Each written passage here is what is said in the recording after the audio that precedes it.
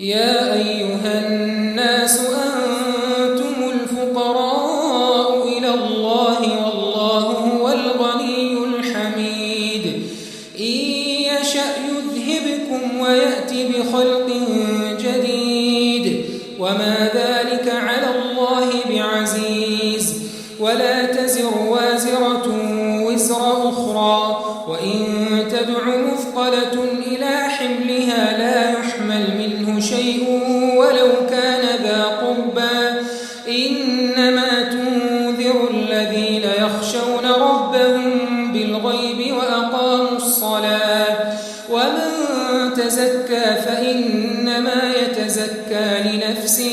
وإلى الله المصير وما يستوي الأعمى والبصير ولا الظلمات ولا النور ولا الظل ولا الحرور وما يستوي الأحياء ولا الأموات إن الله يسمع من يشاء وما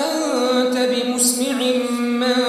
في القبور إن أنت إلا نذير إنا أرسلناك بالحق بشيرا ونذيرا وإن من أمة إلا خلا فيها نذير